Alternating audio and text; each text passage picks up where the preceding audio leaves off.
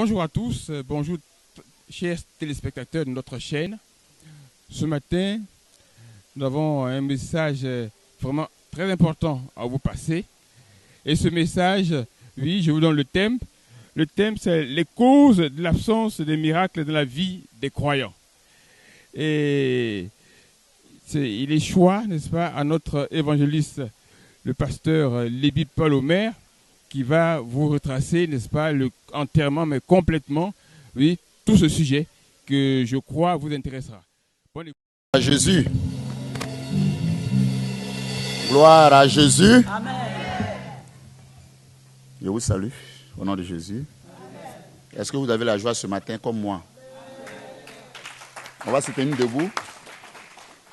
Votre façon d'acclamer le Seigneur ne me motive pas.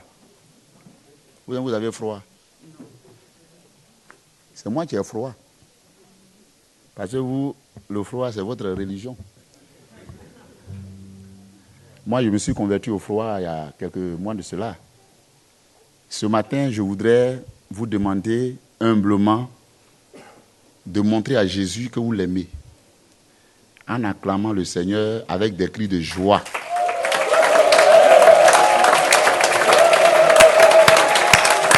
Alléluia! Alléluia! Alléluia! Je dis d'acclamer le Seigneur avec des cris de joie. Mais quand on acclame le Seigneur avec des cris de joie, il faut sourire. Il faut montrer. Mais il ne faut pas cacher ta joie. Il ne faut pas aussi la forcer. Acclamons le Seigneur naturellement avec des cris de joie. Vous n'avez pas la joie? Amen. Amen. On va se saluer dans l'amour du Seigneur. Je ne sais pas si on s'est déjà salué. Tu embrasses ton frère. Je vais te donner l'autorisation de saluer au moins 20 personnes ce matin. Voilà, il savait. 20 personnes. Vous allez me dire, mais pourquoi toujours 20 personnes? La réponse, c'est que j'aime ça. Il faut saluer la personne de tout ton cœur. Il faut te déplacer et fais-le. Vous vous déplacer, saluer le pasteur, l'apôtre Georges, le dirigeant.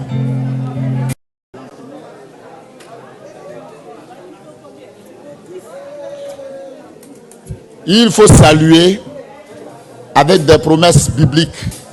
Il faut saluer avec la joie que le Seigneur t'a donnée. Il faut saluer en souriant. Il faut donner des saints baisers. Faire dans notre vie.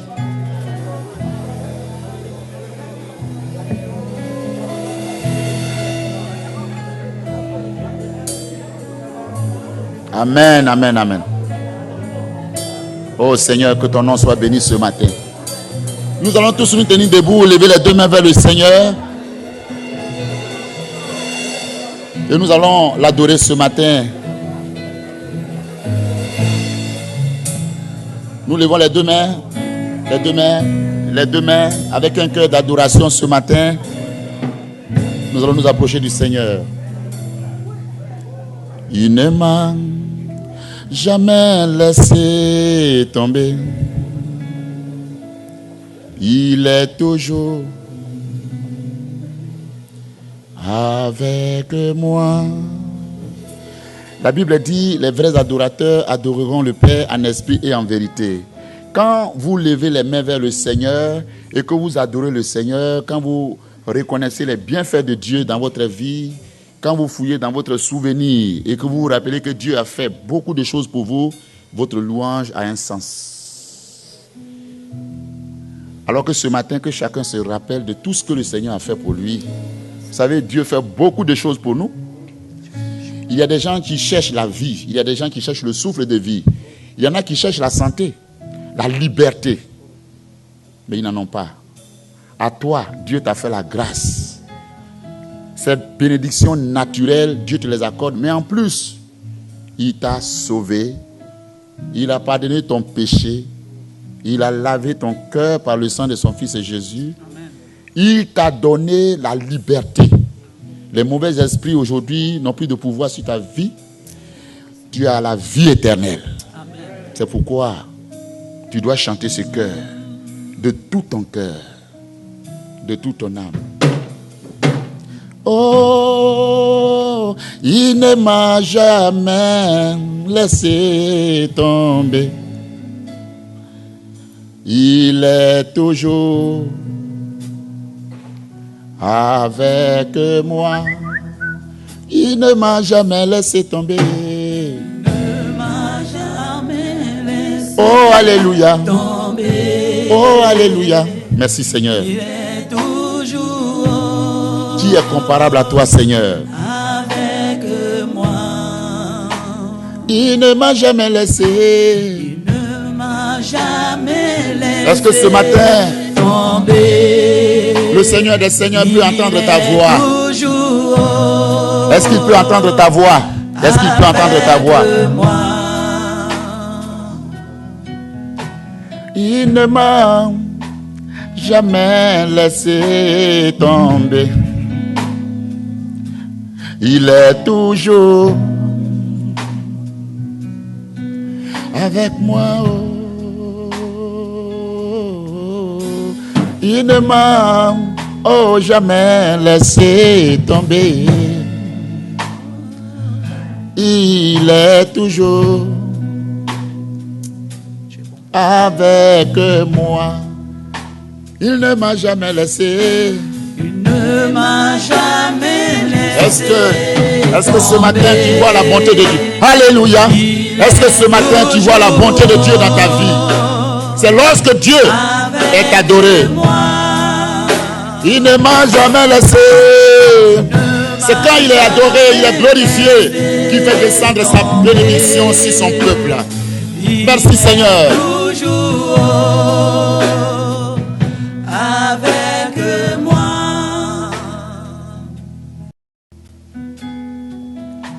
Il ne m'a jamais laissé tomber.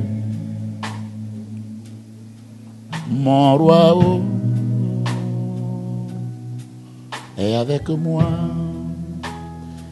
Mon frère, dis-moi, dis-moi, dis-moi, est-ce que ton Dieu t'a une fois abandonné? Jamais.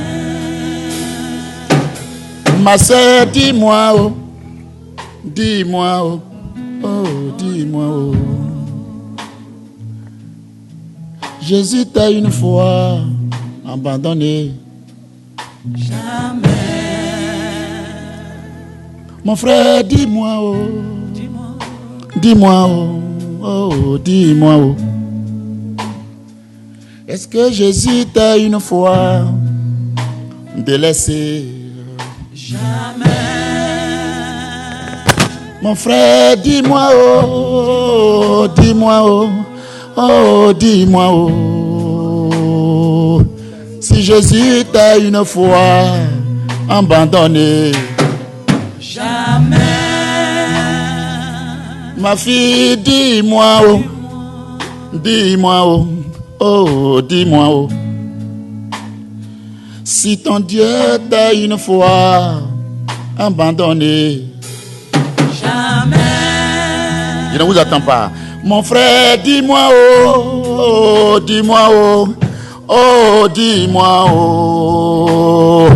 si Jésus t'a une fois abandonné. Jamais. Pasteur, dis-moi, dis-moi, dis-moi, si ton Dieu t'a une fois menti. Jamais. Mon frère, dis-moi, dis-moi, dis-moi, si Jésus t'a une fois délaissé. Jamais. Oh, alléluia. Que son nom soit béni ce matin. Seigneur, nous t'aimons. Nous voulons marcher avec toi dans des victoires, dans des conquêtes, Seigneur. Mais il arrive quelquefois, Seigneur, que nous trébuchons parce que dans ce corps humain, nous n'avons pas la force Notre esprit est quelquefois agité, Seigneur, au-dedans de nous. Les mauvais esprits, nos ennemis, ont eu quelquefois raison de nous. Mais malgré toutes nos chutes, malgré nos iniquités, malgré toutes les fautes que nous avons commises, Seigneur, toi tu restes fidèle. Nous te rendons la gloire ce matin. Nous te bénissons ce matin parce qu'encore tu nous donnes l'occasion d'être devant ta sainte face pour écouter ta parole et mieux marcher dans ce monde rempli de beaucoup, Seigneur, de surprises. Béni soit ton Saint-Nom, Jésus, pour ton Saint-Esprit qui est parmi nous ce matin pour nous aider à comprendre ta volonté. Merci, Seigneur. Au nom de Jésus-Christ. Amen. Alléluia. Alléluia. Amen. Alléluia. Je vous ai déjà dit que votre Amen ne reflète pas ce que vous avez dans votre vie. Je voudrais voir ce matin des visages de joie. Hein? Soyez dans la joie. David dit qu'il est dans la joie quand on lui dit allons dans la maison de l'Éternel. Il est en joie. Soyez en joie. Regarde le visage de ton frère et il faut vérifier ça. Il faut vérifier. Tout à l'heure, vous savez, j'ai aimé sa direction, j'ai aimé sa façon de diriger pas parce que les autres ne dirigent pas bien, mais quand un dirigeant chante avec son cœur, le message passe facilement. Que l'onction soit sur toi. Amen. Que Dieu vous bénisse. Et comme l'apôtre vient de le dire, je suis en mission de 2 mois au Danemark. Et comme l'église de Villers est notre église tutrice, il fallait que je passe ici pour vous saluer. J'ai quelques jours à passer ici avec vous, je crois 7 jours. Et Dieu voulant, je serai au Danemark le mardi pour 2 mois. Et puis après, j'irai en Suède pour 3 semaines. Et je reviendrai ici pour 1 semaine. Et je vais retourner là où je suis quitté. Alléluia. Ça va bien. Tout le monde se porte bien en Côte d'Ivoire. Le docteur Dion se porte bien. Actuellement, il est en mission au Gabon pour un programme. Tous les pasteurs vous saluent, ceux que j'ai rencontrés avant de venir ici. Vous saluent. Les apôtres sont là, les docteurs sont là. Il y a un docteur qui est avec nous ici, qui nous a donné de bons conseils, je crois, samedi passé. C'est ça? Vendredi, samedi, dimanche. Et la mission se porte bien et les âmes se convertissent. Le royaume de Satan est toujours vaincu. Les témoignages continuent d'être rendus. Et les âmes se convertissent. Je voulais dire comme ça que nous devons beaucoup être indulgents avec le Seigneur et avec nous-mêmes. Parce qu'il y en a qui pensent que évangéliser est synonyme de gagner le monde entier le même jour. Il y a des gens qui disent non, tout est lent maintenant, les gens ne se convertissent pas, l'église croit difficilement. Mais quand vous baptisez 3000 personnes chaque année, c'est que l'église prospère. Jésus même a laissé 120 en 3 ans. Ce n'est pas nous qui allons faire plus que lui. Donc, nous travaillons. Le Seigneur fait son miracle. Et quand vous adorez le Seigneur, quand vous louez le Seigneur, quand vous bénissez le Seigneur, je me rends compte que œuvre et mission est identique à tous les niveaux. Et quand c'est comme ça, ça va. Parce que nous sommes dans la ligne droite, la doctrine que le Seigneur a communiquée au docteur Dion, qui est notre Père spirituel. Soyez bénis au nom de Jésus. Et que l'onction de Dieu, au travers de son serviteur, coule dans votre vie. Quand je dis son serviteur ici, c'est le prophète Dion Yaye Robert. Que cette onction que Dieu lui a donnée continue de couler dans votre vie et que l'église de l'Europe s'étend de plus en plus. Que Dieu vous bénisse.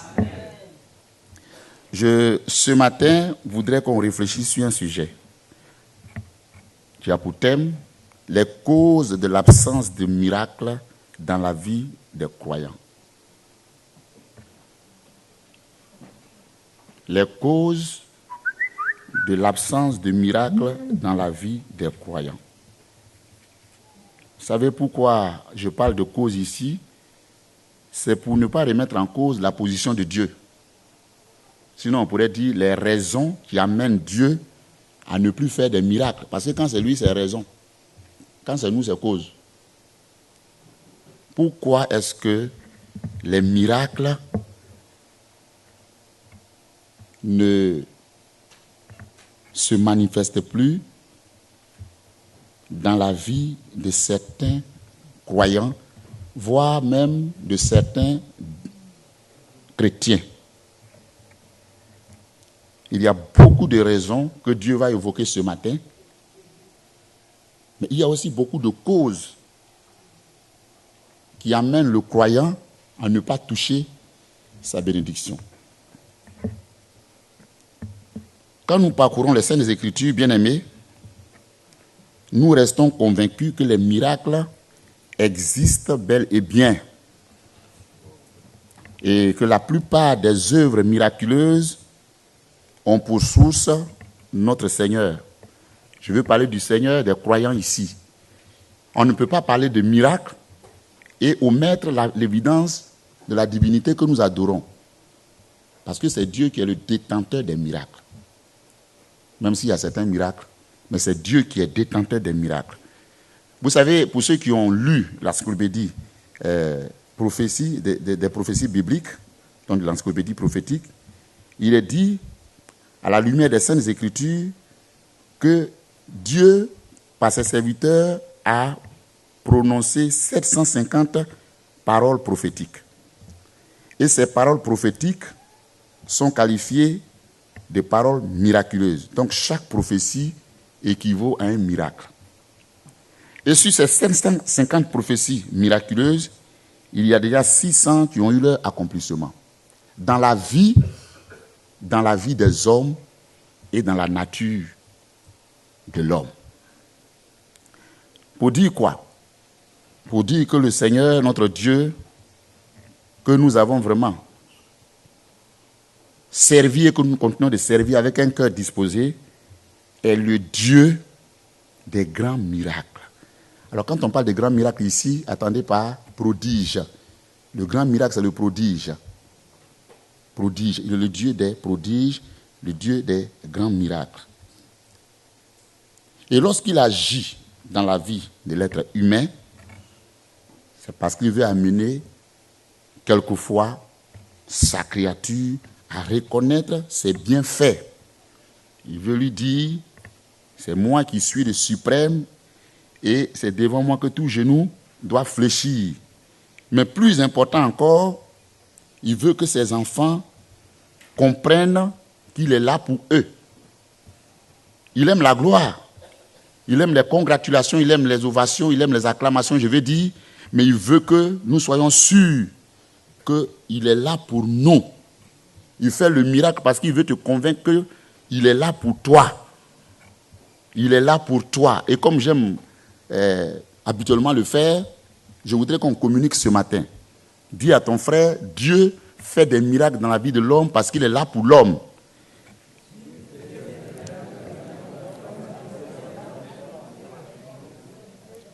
Il fait des miracles constamment pour signaler sa présence autour de nous chaque jour.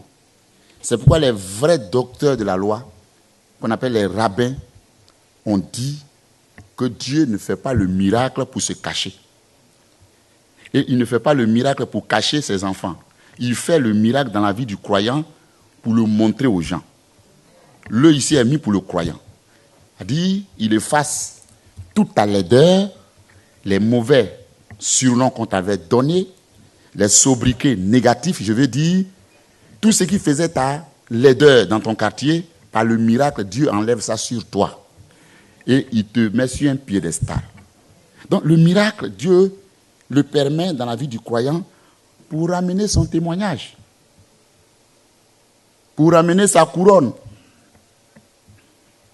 Et quand vous lisez les Saintes Écritures, tous ceux, les frères et sœurs, les grands hommes de Dieu, qui ont fait une rencontre personnelle dans l'adoration, dans la communion avec le Seigneur, Jésus les a toujours visités.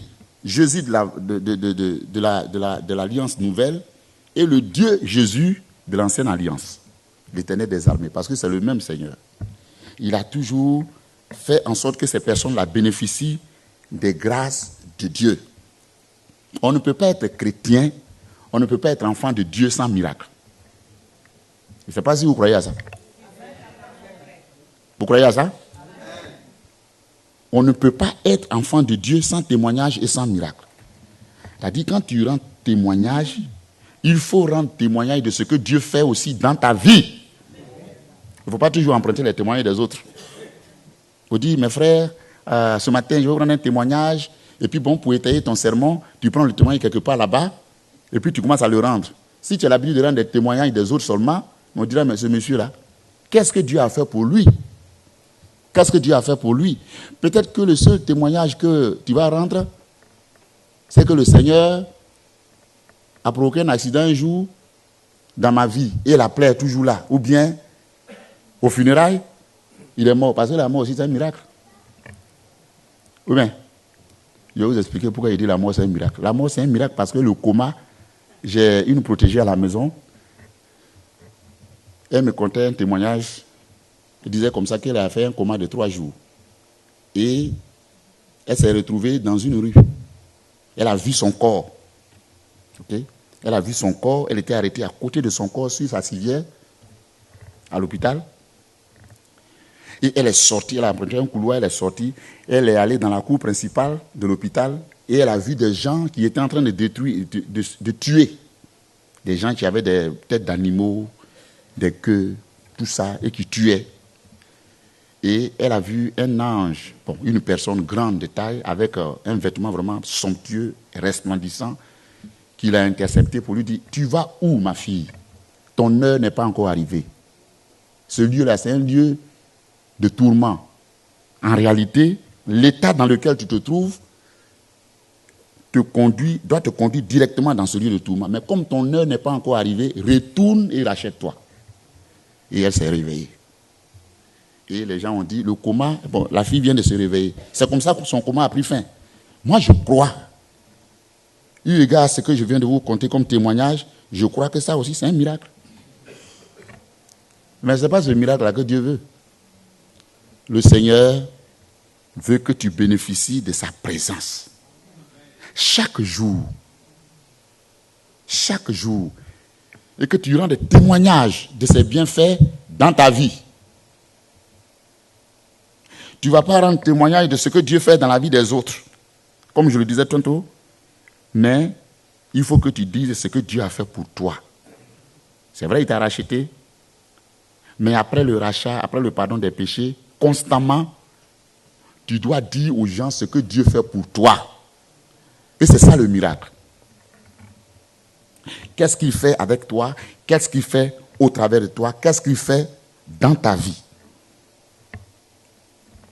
Est-ce que vous savez qu'aujourd'hui, plusieurs croyants sont tristes? Plusieurs croyants ont perdu espoir. Il y en a qui se posent des questions de savoir, est-ce que Dieu est au ciel? Est-ce que j'ai aussi accepté le Seigneur? Pourquoi moi, chaque jour? Pourquoi à moi ces choses? Pourquoi est-ce que la tristesse est dans ma maison chaque jour? Et puis, les longues attentes après que ces personnes aient donné leur sujet de prière aux serviteurs de Dieu, aux frères et sœurs en Christ qui travaillent à la délivrance, etc., etc.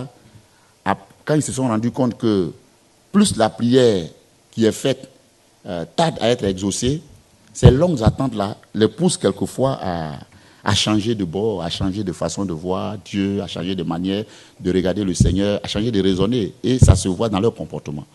D'autres même sont allés jusqu'à dire, c'est bon comme ça. Parce que je ne suis pas le seul à souffrir sur la terre ici. Ça va comme ça.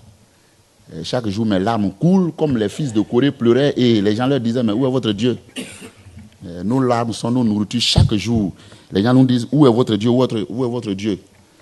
Parce que normalement, on leur avait dit que si tu venais à l'église, tu allais être béni. Bon, ça c'est une évangélisation, une autre évangélisation. Tu allais être béni, tu allais être un conducteur des bénédictions de Dieu dans la vie des autres. Tes problèmes allaient prendre fin et à leur plus grande surprise, ils constatent que tout est toujours statique. Est-ce que Dieu est en haut là-bas? Est-ce que Dieu est en haut là-bas? ce qui me gêne quelquefois, c'est que en posant ces questions à leur subconscient ou bien à leur intérieur, parce que je ne veux pas que ces questions soient posées au Seigneur, ils ne se posent pas des questions eux-mêmes. Qu'est-ce que je fais pour que ma bénédiction tarde? Est-ce que vous savez qu'il y a des chrétiens, à force de souffrir, étant croyants, ont jugé Dieu? C'est-à-dire Dieu, ils ont mis Dieu sur un siège et ils se sont mis sur le trône. Et ils ont commencé à dire, Seigneur, c'est pas normal. Moi, je vais te condamner pour tout ce que tu me fais. Tu me fais souffrir, les gens se moquent de moi. Ça fait 10 ans que je suis dans cette maison, mais rien. Même le mariage ne vient pas. Et tous mes projets échouent. Les projets de mariage échouent. Quand je veux mettre un projet, je mets un projet sur pied, il n'y a pas d'aboutissement, malgré les jeûnes et prières que je fais. Dieu, tu n'es pas bien. Et on note quelquefois le Seigneur, on lui donne des mauvaises notes et des appréciations vraiment qui ne sont pas bien.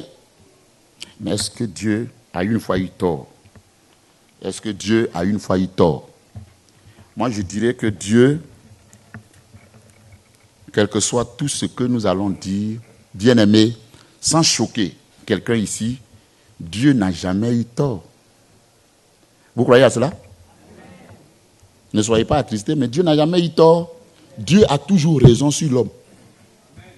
Vous savez, s'il y a un être à qui on ne doit pas demander des comptes, c'est Dieu. Qui croit à cette parole ce matin? Dieu peut te donner du travail et te compresser après 4 jours. Il n'y a pas de rapport à faire.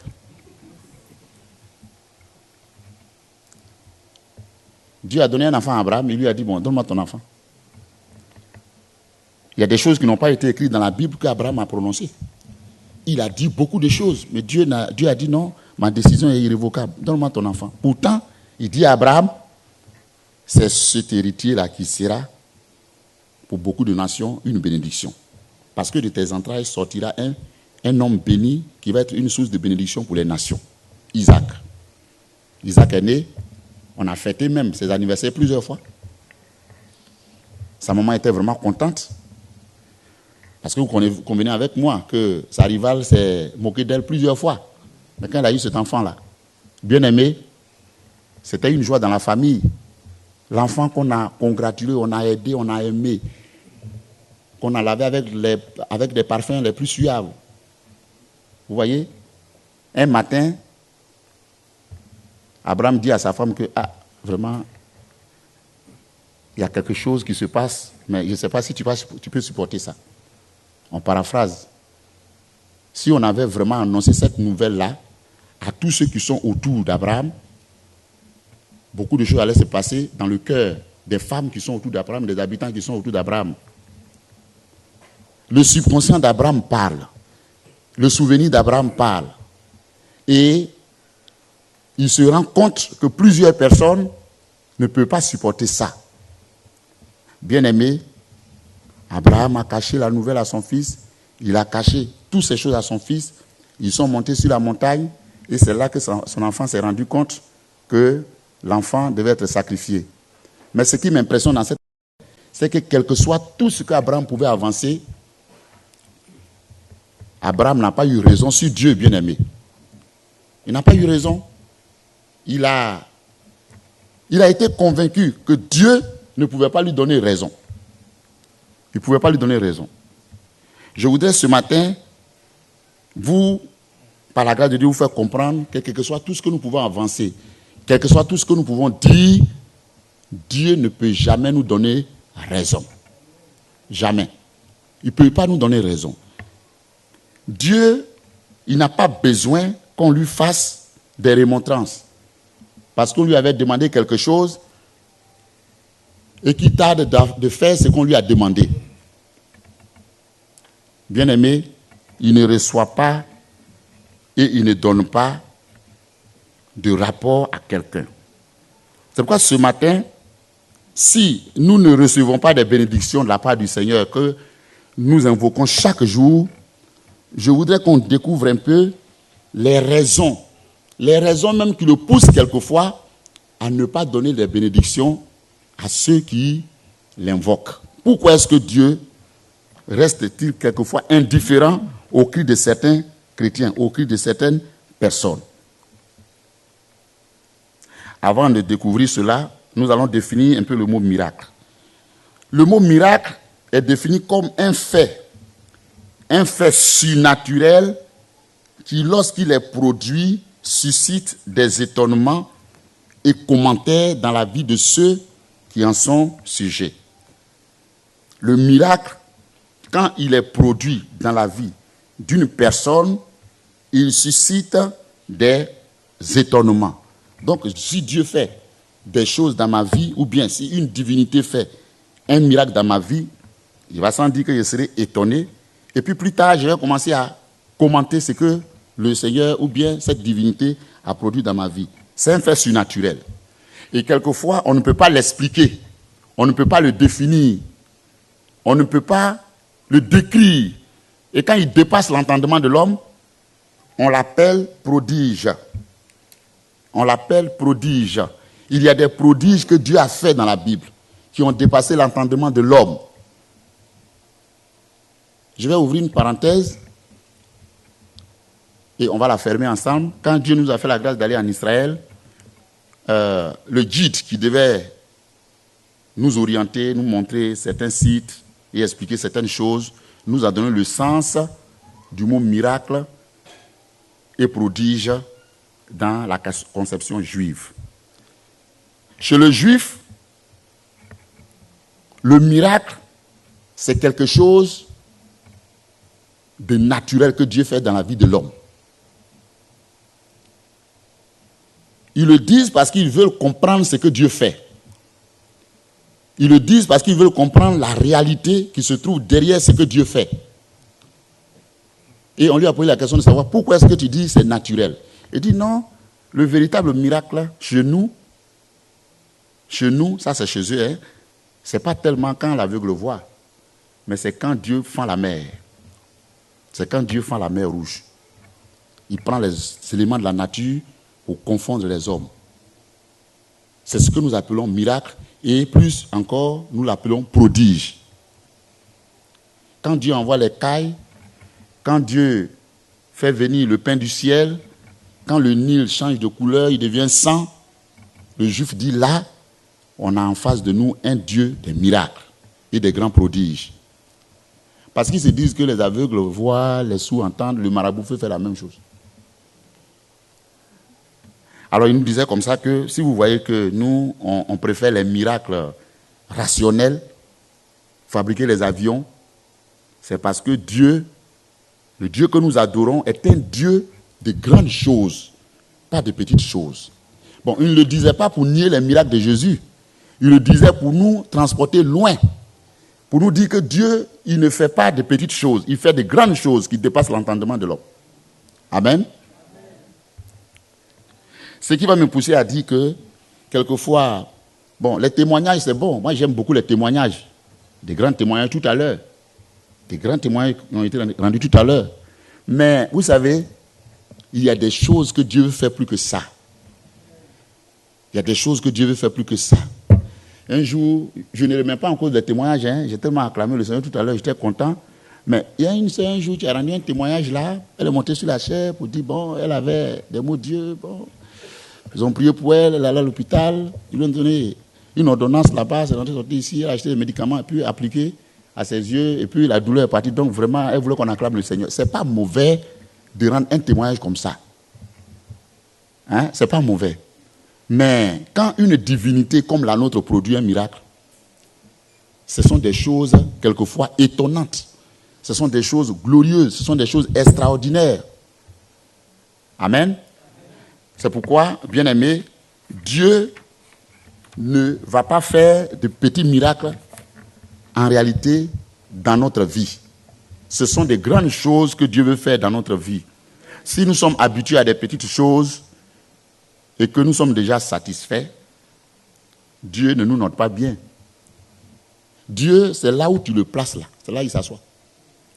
Si tu dis à Dieu, je veux que tu te manifestes dans ma vie, étant un petit Dieu, c'est comme ça que Dieu se manifeste dans ta vie.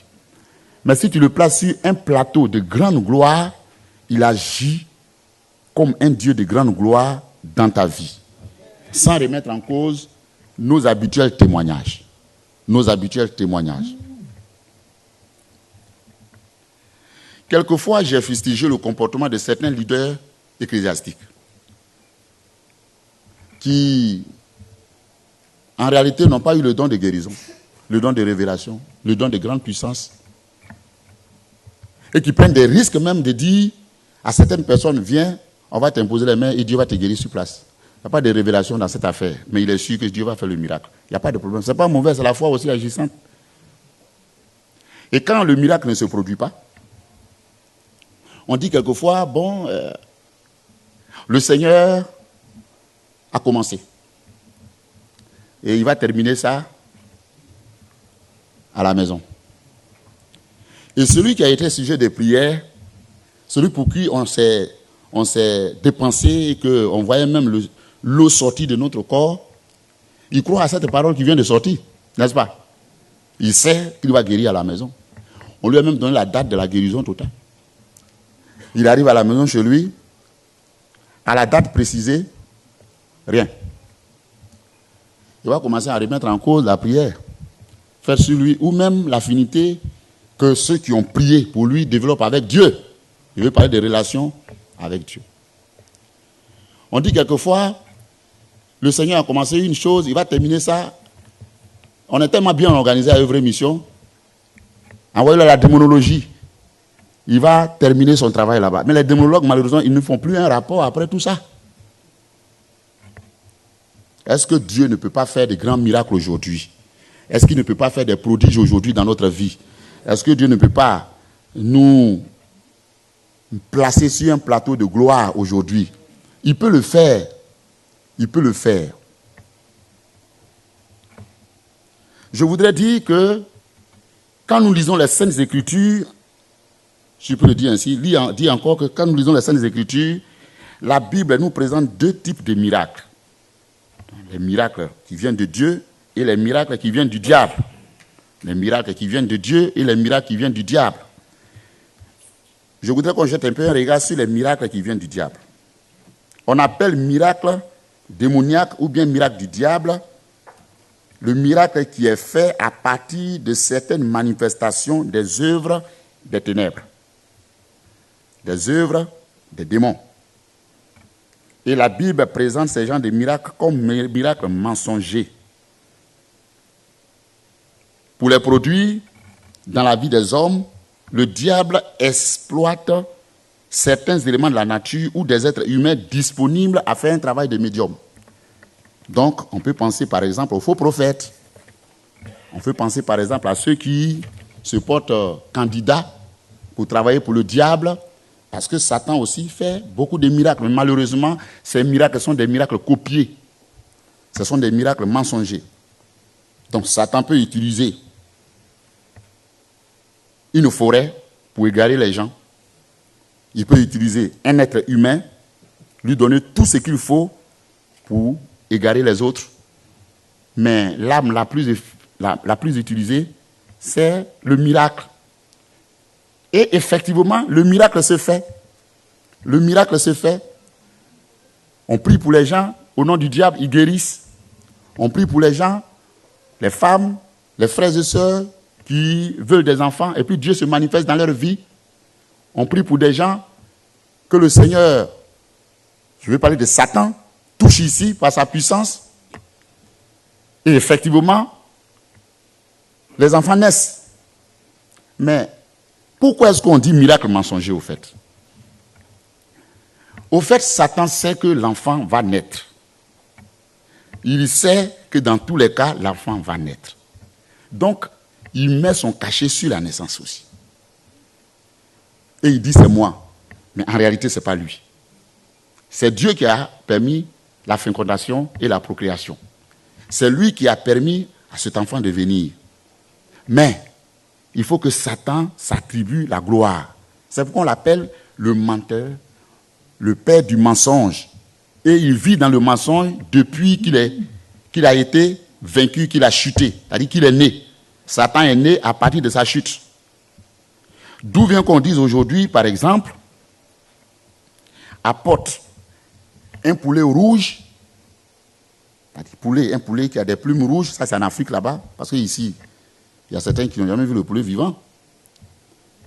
Un poulet qui a des plumes rouges, et bon, quand il dit poulet vivant, c'est parce que, bon, peut-être à la télévision, mais vis-à-vis, il y en a qui ne l'ont pas encore vu. J'ai vu ce témoignage au Danemark, j'étais un peu étonné. On dit qu'il faut apporter un poulet qui a des plumes rouges et on va faire tel sacrifice. Si tu apportes un poulet qui a des plumes noires ici, le sacrifice ne va pas marcher. Mais est-ce que le sang du poulet rouge, qui a des plumes rouges, est différent du sang du poulet qui a des plumes noires? C'est le même sang. Les noms ne diffèrent pas. Mais pourquoi faire tout ça? C'est quelque chose qu'on cache pour vous faire croire qu'en réalité, le miracle va provenir de là. Sinon, ce sont les mêmes choses. C'est une diversion, au fait. C'est une diversion. Si tu veux rentrer dans ta maison, il faut marcher à reculons. Il faut marcher à reculons. Si tu veux le miracle, marche à reculons. Parce que simplement, si le miracle se produit naturellement, on ne va pas parler de Satan. Je ne sais pas si on se comprend ce matin. S'il se produit naturellement, on ne va pas parler de lui. Parce que naturellement, il allait se produire, au fait. Mais pour produire une différence entre ce que Dieu fait et entre ce que lui-même il fait, il faut changer la nature des choses. Il faut renverser les choses. Et plusieurs personnes naïves se laissent entraîner par ces choses-là. Et ce qui fait mal dans cette affaire, quand certains croyants attendent un miracle de la part du Seigneur et que le miracle ne vient pas, ils s'en vont vers ces féticheurs, vers ces médiums pour les consulter. Le miracle mensonger n'est pas accompagné de paroles bibliques, de saintes écritures. Il est plutôt accompagné des paroles que le diable imprime dans la conscience, dans l'esprit de ceux qui le servent. Il est mensonger parce que si quelqu'un est rempli du Saint-Esprit et accompagne un croyant par curiosité chez un féticheur, le féticheur sera troublé à cause de la présence du croyant rempli du Saint-Esprit. Il est mensonger. Pourquoi? Parce que le diable ne peut pas te donner une guérison sans susciter une autre maladie dans ton corps. Quand il te guérit, au fait, il déplace la maladie. Le mal était ici, mais le diable le déplace pour l'envoyer ici.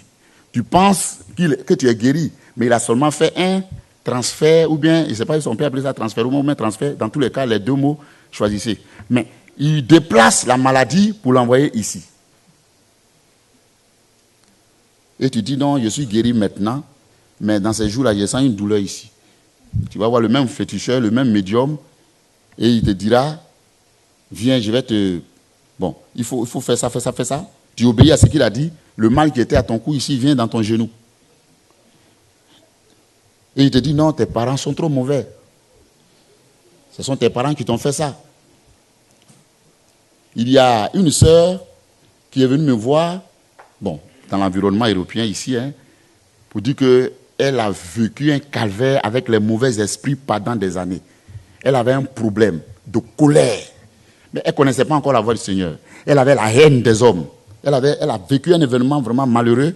Donc, elle était obligée d'aller chez un psychologue. Et le monsieur lui a dit, si tu veux que la colère quitte ta vie, prends ton coussin. Arrivé à la maison chez toi, prends ton coussin.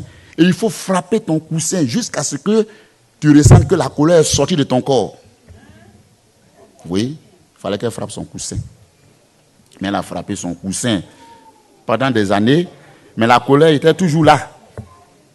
Frapper le coussin pour que la colère quitte ton corps, bien aimé, ça ne peut pas produire un résultat. C'est-à-dire, en quelque sorte, il faut te fâcher contre le coussin et tout ce que tu avais comme aversion, tout ce que tu avais comme douleur infligée par tes ennemis va sortir. Et si cette haine rentre dans le coussin, cette colère rentre dans le coussin, le démon est sorti comme ça. Plusieurs se livrent à ces choses-là. Parce que simplement, il y a des miracles mensongers. Il y a des miracles mensongers. Quand vous lisez Actes chapitre 13, le verset 6, vous avez un exemple de miracle mensonger. Il y a des faux prophètes dans la Bible. On peut commencer même dans l'Ancien Testament, en Égypte. Moïse était confronté à des faux prophètes. Et dans le Nouveau Testament, les magiciens ici, Acte 13, verset 6, vous pouvez constater cela, ce sont des magiciens qui font la guerre aux apôtres parce qu'ils veulent produire aussi les miracles que les apôtres produisent au nom du Seigneur, ne voulant pas être ignorés par la société. Ils ont beaucoup d'adeptes, ils ne peuvent pas accepter que leurs adeptes suivent ceux qui prêchent la parole de Dieu et qui produisent les miracles bibliques. Le monde est rempli de miracles. Et le constat qui est fait est alarmant parce que même le corps de Christ a été envahi par ces faux miracles. La mauvaise interprétation de la parole de Dieu, la mauvaise interprétation du ministère, du charisme biblique. Vous voyez, les huiles d'onction par-ci, par-là. Si nous avons le temps, un jour, on parlera de l'origine de cette huile d'onction. L'huile d'onction en Israël est utilisée présentement pour oindre les rois, pour oindre les sacrificateurs, pour oindre les prophètes. Ça, c'était le rôle de l'huile d'onction. L'huile dont il est question ici, dont Jacques parle ici, ce n'est pas cette huile-là. Vous convenez avec moi que sur la route, s'il y a bonne mémoire, bon, je ne me souviens plus de la ville, mais Jésus a donné une parabole de quelqu'un qui a été brigandé sur le chemin, et les sacrificateurs, les juifs, tous ceux ils se sont éloignés de ce monsieur-là. Et puis c'est un samaritain qui est venu là pour prendre le monsieur pour le soigner, mais il a envoyé ce monsieur, il l'a amené dans un hôtel. À ce moment, on disait hôtel, les hôpitaux c'était des hôtels. Et arrivé dans cet hôtel-là, il a fait quoi? Il a dit quoi? Il a dit aux gens, oignez-le d'huile. Je ne sais pas si vous vous rappelez de ça. Au fait, c'est un médicament. Ça n'a rien à voir avec prophétie, tout ça. C'est un médicament. C'était l'huile d'olive qui a des vertus médicamenteuses, c'est-à-dire on peut te masser avec cette huile-là, et tous ceux qui avaient des crises de nerfs étaient soignés. Alors si vous partez prier pour quelqu'un, que vous vous rendez compte que la personne n'est pas guérie, oignez cette personne d'huile. Ça veut dire, dans l'équipe de Jésus, il y avait des médecins dedans. Et il faut contextualiser la parole de Dieu, il faut tenir compte du contexte dans lequel cette parole a été prononcée. À cette époque-là, les gens avaient des problèmes de crise de nerfs, au moment où Jacques disait ça. C'était un médicament, ça n'a rien à voir avec les huiles d'onction. Alors, d'où vient qu'aujourd'hui on utilise l'huile d'onction, et puis bon, quand on verse cette huile sur les gens, je sais qu'il y a beaucoup de questions en l'air, mais écoutez, c'est le christianisme vrai.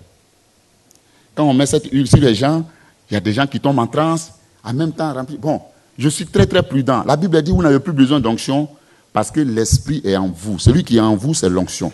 C'est pourquoi aujourd'hui, ce que Jésus n'a pas fait, ne le faisons pas. Faisons ce qu'il a fait et ce qu'il a dit de faire. C'est vraiment mieux. Plusieurs croyants, à l'entendre des miracles, se sont laissés avoir par ces choses-là. Ils sont allés chez des prophètes. Quand on dit prophète aujourd'hui, certains vont là-bas. Quand on dit un producteur de miracles est arrivé ici, certains vont là-bas. Est-ce que vous savez qu'aujourd'hui en Côte d'Ivoire, il y a des gens qui imposent les pieds aux gens? Vous allez sur les réseaux sociaux, vous allez vous rendre compte qu'il y a des gens qui imposent les pieds aux gens. Mais les gens ne savent pas qu'en imposant un pied à une personne, on fait de cette personne son territoire. La Bible est renversée. La Bible est renversée. Quand, par exemple, le Seigneur dit à Jérémie, ne dis pas que tu es enfant, parce que je vais te mener où je voudrais te mener. Et tous les lieux que fouleront tes pieds que tu as, ces lieux-là, je vais te les donner en possession, et je vais les donner en possession à tous les enfants d'Israël. Et cette promesse est faite à tous ceux qui sont enfants de Dieu, depuis l'ancienne alliance comme la nouvelle alliance. Bien-aimé, quand un faux prophète t'impose les pieds, il fait de toi un territoire conquis. Même s'il fait des prières et que tu es guéri, ce n'est pas tellement ça qui est important. C'est-à-dire qu'il t'a gagné, il a fait de toi un territoire conquis, il t'a récupéré, tu ne jureras que par lui seul. Tu vas te vider, lui donner tout ton argent. Tout ce qu'il va te dire, tu vas accepter cela. Au fait, ce sont des mystiques, ce sont des faux prophètes. Et aujourd'hui, ils renversent la parole de Dieu. Il y a des qui versent comment on appelle, le vin, voyez, le jus de raisin sur les gens pendant les cultes. D'autres même, ils soufflent dans la bouche des gens. Il y en a qui tapent dans les abdomens des gens, c'est-à-dire dans le ventre de la personne. Et le poison sort. Il y a beaucoup de choses qui se font aujourd'hui dans le corps de Christ. Et les ignorants, ceux qui ne font pas de bonnes études bibliques, ceux qui ne sont pas vraiment outillés pour dispenser des études bibliques venant de Dieu, invitent ces gens de prophètes-là dans leurs églises. Mais sans toutefois anticiper, bien-aimé, moi je crois que le miracle de Dieu, on peut le produire sans tout ça. Parce que Dieu travaille par sa parole. Il travaille par sa parole, la parole révélée. Il peut faire le miracle à travers cette parole-là. C'est pour cette raison que je voudrais encourager ce matin tous les frères et sœurs qui attendaient un miracle de la part du Seigneur et qui ne l'ont pas encore reçu, de faire très attention à ces choses. Tout à l'heure, nous allons donner quelques éléments. Le thème, c'est les raisons, non les causes de l'absence de miracles dans la vie des croyants. On va donner tout à l'heure quelques éléments qui amènent Dieu à ne pas produire ce miracle dans ta vie pour que tu te remettes en cause et corriger ta position pour que Dieu reprenne avec toi ce matin. Jetons un peu un regard sur les miracles du Seigneur, notre Dieu. Quand vous fouillez les Saintes Écritures, le miracle est vraiment défini de manière extraordinaire. Le miracle est défini comme la preuve de l'existence de Dieu. La preuve de l'existence de Dieu. Quand Dieu produit un miracle dans ta vie, il veut montrer qu'il existe d'abord. Et une preuve aussi de confusion. C'est-à-dire pour montrer que lui seul est capable de faire certaines choses que les autres ne peuvent pas faire. C'est une preuve. Tous les grands prophètes, les grands hommes de Dieu, les véritables croyants, les vrais adorateurs de Dieu, qui ont reçu la grâce de toucher de près le miracle de Dieu, ils ont compris qu'il y a des preuves que Dieu peut exploiter pour convaincre l'être humain. Ce sont des preuves. Le miracle amène celui qui adore Dieu à rendre témoignage de la puissance de Dieu. Le miracle même a aidé plusieurs serviteurs de Dieu dans leur ministère. Parce que le miracle a valorisé le ministère du prophète Élie. Le miracle a valorisé le ministère du prophète Élisée. Et les miracles ont valorisé le témoignage de Jésus dans la bouche de ses disciples après son départ. Tous ceux qui ne croyaient pas en Jésus ont cru en lui à cause de ce que Dieu faisait à travers ses disciples. Tous ceux qui étaient sceptiques, qui ne voulaient pas se laisser convaincre par la parole de Dieu, qui étaient des grandes sommités dans l'Empire romain, ont fini par s'agenouiller devant les apôtres à cause de la puissance de Dieu qui se manifestait à travers leur ministère. Donc le miracle est très important pour Dieu. C'est pourquoi une église ne peut pas vivre sans miracle. Une église ne peut pas s'épanouir sans miracle. Il y a des gens qui doivent se convertir, mais leur conversion passe d'abord par le miracle. C'est pourquoi ce matin, je voudrais, sans vous culpabiliser, parce que le chapitre de culpabilisation n'est pas encore arrivé, je voudrais confesser l'esprit de miracle dans votre vie. Amen. Et quand vous répondez Amen, là, vous devez convaincre Dieu que vous acceptez ça. Amen. Moi, mon souhait ce matin-là est que tu arrêtes de chercher des gens. Quand ton enfant ne se sent pas bien, tu cours par-ci, par-là. Il faut que toi-même pries pour l'enfant. À un moment donné, il faut maintenant être, pas parce que tu ne peux pas aller voir le pasteur ou bien l'apôtre pour lui soumettre tes sujets. On doit le faire. Mais Dieu doit aussi t'utiliser pour faire ces miracles-là. Et puis Dieu doit faire des miracles dans ta vie. Et tu dois rendre témoignage de la présence de Dieu dans ta vie. Gloire à Jésus. Quand vous lisez les Saintes Écritures, il est fait mention de plusieurs sortes de miracles provenant de Dieu. Il y a les miracles de création. Les miracles de la création. La Genèse est remplie de miracles de création. Dieu dit que la chose soit et la chose fut. Dieu dit, Dieu dit, Dieu dit, Dieu dit. Et il a créé beaucoup de choses par la parole. Ce sont des miracles de la création. Il y a les miracles prophétiques.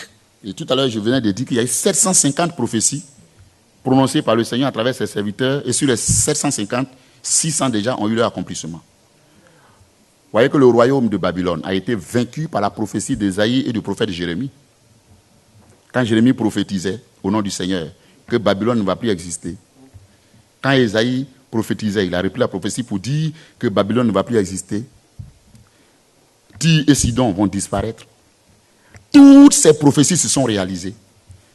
Et extraordinairement, bien aimés, vous regardez la plupart des États sur lesquels Dieu a prophétisé à travers ses serviteurs, prophétisé des grands malheurs, et des grands malheurs, l'arrivée des grands malheurs, vous allez vous rendre compte que Babylone n'existe plus. Le fleuve Euphrate qui est là en ce moment, quand il y a eu des tremblements de terre, a balayé toute cette cité-là. Babylone qui se croyait être la plus grande cité du monde. Tous les rois qui sont venus après lui ont voulu reconstruire Babylone, mais ça n'a pas marché. Parce que la parole de Dieu est finale. Quand Jésus prophétisait sur Capharnaüm, il prophétisait sur quoi encore? Corazim. Vous allez aujourd'hui en Israël, Capharnaüm, Corazim n'ont jamais été reconstruits. Quand nous sommes allés sur ce site, le guide qui n'est même pas converti, le guide qui n'est même pas chrétien, qui n'a même pas Dieu dans sa vie, il nous a dit que votre Dieu est fort. Et vous suivez un Dieu puissant, mais vous ne savez pas, vous les chrétiens. La plupart des grands architectes, des scientifiques, ceux qui construisent de bonnes maisons, qui ont l'expertise dans le domaine de la construction, sont allés sur les lieux pour reconstruire Capharnaüm, reconstruire Corazim. Mais quand ils veulent construire, ils sont assoupis. Ils ne peuvent pas continuer. On était obligé de clôturer ce site-là. Les catholiques l'ont clôturé. Parce que finalement, les prêtres catholiques ont réussi à dire, ils ont convaincu les gens que ce Dieu-là, vous ne pouvez pas construire ce Dieu-là, parce que Jésus a maudit ce Dieu-là. Tous ceux qui voudront le construire, ou bien qui voudraient le reconstruire, seront toujours assoupis comme ça. Mais vous allez en Judée, vous allez en Galilée, tout est propre. Tout est propre. Mais là, le lac de Tibériade est là. À côté de Corazim, à côté de Capharnaüm. Tous ces coins-là. Tout est là. Vous allez retrouver la belle-mère de Pierre et sa maison, quelque part là-bas. La maison de la belle-mère de Pierre, quelque part là-bas. Mais, quand nous voyons Tibériade, il n'y a pas de problème. Kinneret, il n'y a pas de problème. Mais Capharnaüm et Corazim ne peuvent pas être reconstruits. Parce que Jésus a prophétisé. Et l'un des plus sages rabbins d'Israël, que les Juifs ont considéré, j'ai un peu oublié son nom, il a dit ouvertement que j'ai prêché le contraire de la doctrine de Jésus, j'ai tout dit, mais en réalité, sur son lit de mort, à quelques minutes de sa mort, il a reconnu que Jésus est vivant et Jésus est vrai. Parce que simplement, ce que Jésus a dit est vrai. Ce que Jésus a dit, c'est réalisé. Bien-aimés, pourquoi ne pas croire à ce Dieu que les sceptiques même commencent à adorer? Il y a les miracles prophétiques. Il y a des miracles aussi faits sur la nature. Jésus a dit, tempête, calme-toi. Quand vous voyez par exemple le Nil qui devient rouge, vous voyez les cailles, vous voyez les animaux qui viennent, vous voyez le pain qui vient dans le désert, l'eau qui sort du rocher, ce sont des miracles faits sur la nature. Il y a aussi les miracles d'exorcisme et de délivrance que nos démonologues pratiquent tous les jours. Les miracles de résurrection, voyez, ont été faits dans la Bible. Il y a des miracles de guérison instantanés. Par exemple, on peut prier pour quelqu'un et puis Dieu peut guérir la personne automatiquement. Parce que ceux qui prient ont des dons de guérison instantanée. Et il y a les miracles aussi de bénédiction et de prospérité. Malheureusement, cet élément a été fait comme est devenu une doctrine aujourd'hui. Est devenu une doctrine aujourd'hui. Et pour finir, le plus grand miracle, c'est le miracle de la conversion. Donc, il y a beaucoup de sortes de types de miracles dans la Bible. Alors, au nombre de ces miracles-là, bien aimés, il y a des miracles dont doivent bénéficier en réalité tous les croyants, tous ceux qui ont pris la décision de marcher avec le Seigneur. Au nombre de ces miracles que je viens de citer, il y a des miracles dont nous devons bénéficier. Par exemple, le miracle de la conversion. Un véritable enfant de Dieu doit rendre témoignage de la conversion que le Seigneur a opérée dans sa vie. Est-ce que vous savez que plusieurs personnes aujourd'hui croupissent sous le poids du péché dans l'Église? Alors, je lutte contre le péché, je fais des efforts, je n'arrive pas à abandonner le péché. Ça veut dire que le miracle de la conversion ne s'est pas encore produit dans ta vie. C'est cela. Ce ne sont pas des personnes religieuses que Jésus va enlever. Ce sont ces personnes qui ont été transformées par le renouvellement de l'intelligence. Ceux qui ont donné leur cœur au Seigneur, en qui Dieu a opéré les miracles. Dieu a pardonné leurs péchés et aujourd'hui leur conscience ne leur reproche plus rien. Ce sont ces personnes-là que Dieu va prendre et les faire habiter dans la cité céleste. Il n'y a pas de trucage, mes frères. C'est pourquoi ce matin, au moment où le Saint-Esprit est en train de s'adresser à toi, si tu te rends compte que tu n'es pas encore converti, si tu te rends compte que tu n'as pas encore accepté Jésus véritablement, commence à appeler la miséricorde de Dieu pour qu'il te délivre de cette puissance du péché qui fait de toi une personne humiliée chaque jour dans le combat. Et quand le diable te transporte sur le terrain de la contradiction, il a raison sur toi ou bien de toi, parce que simplement, ce qui peut le pousser à te condamner devant les hommes existe dans ta vie. Le miracle de conversion doit se manifester ce matin dans ta vie. Gloire à Jésus. Il y a aussi les miracles prophétiques qui doivent en réalité accompagner le croyant.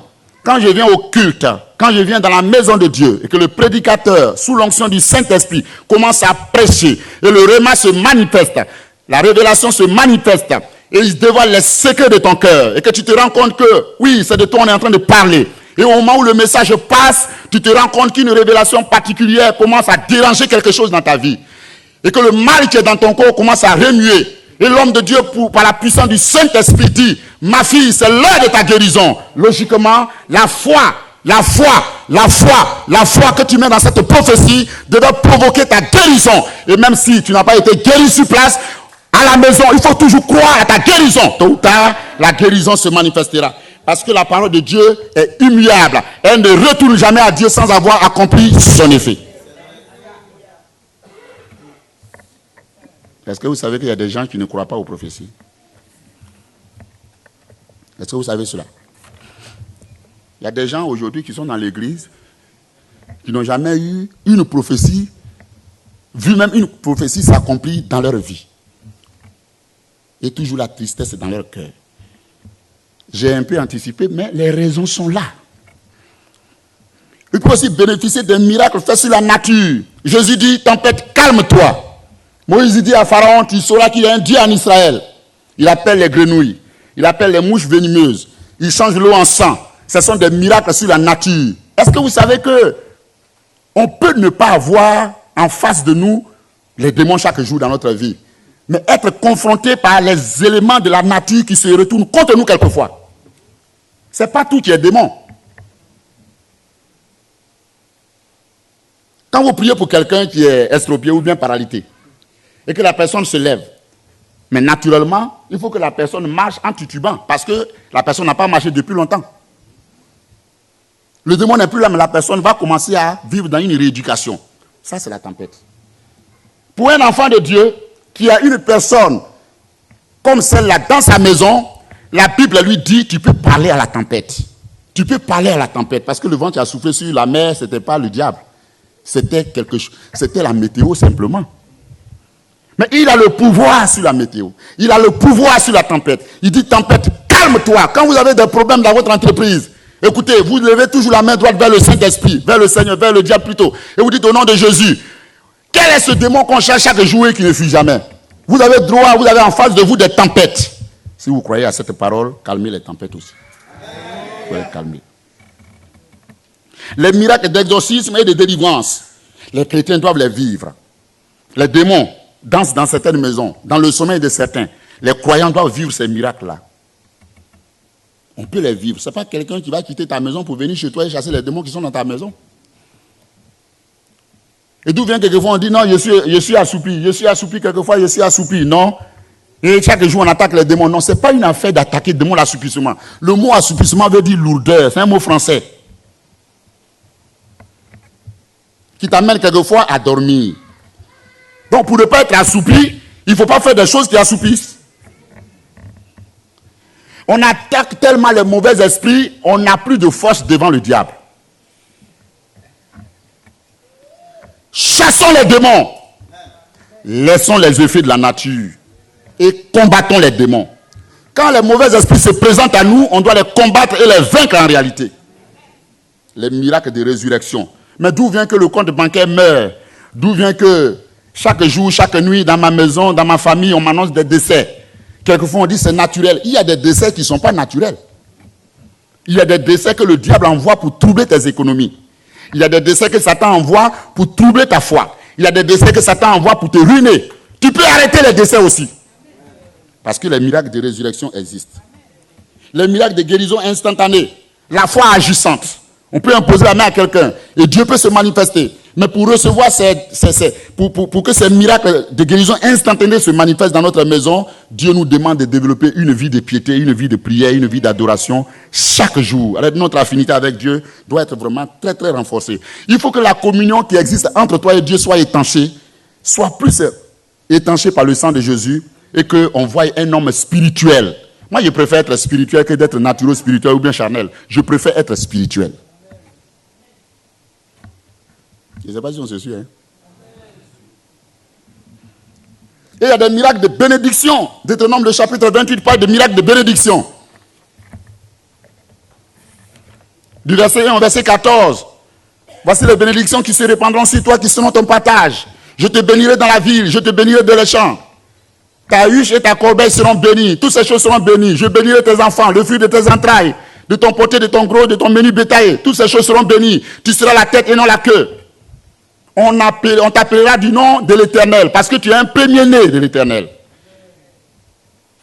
Quand vous fouillez dans l'église aujourd'hui, dans l'église du Seigneur aujourd'hui, dans le corps de Christ en général, plusieurs chrétiens croupissent sous le poids de la pauvreté. Est-ce que Dieu nous a appelés à être des mendiants? Est-ce que Dieu t'a appelé pour demander toujours aux autres? Mais avoir l'argent, être prospère, ce n'est pas quelque chose d'extraordinaire. Le croyant, il est né pour ça. Le croyant est né pour ça. Dis avec moi à ton frère, le croyant est né pour ça. S'il ne croit pas, prends sa main, tu vas lui parler, regarde son visage, tu vas dire, tu es né pour ça. Normalement, quand tu es à l'aise, tu manges bien, tu es riche, c'est ta nature là.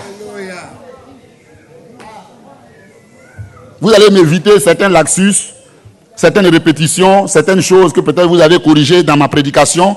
Mais je dis ce matin, on est né pour régner. Je t'ai créé et tu seras un sujet de foi pour tout animal qui se meut sur la face de la terre. Quand Dieu a créé l'homme, il a mis en lui des impulsions. L'impulsion de la procréation, l'impulsion de la recherche de la nourriture, l'impulsion de quoi encore? De la domination. Tu seras un sujet de froid. Un être humain, en réalité, un être humain normal doit inspirer crainte à son prochain.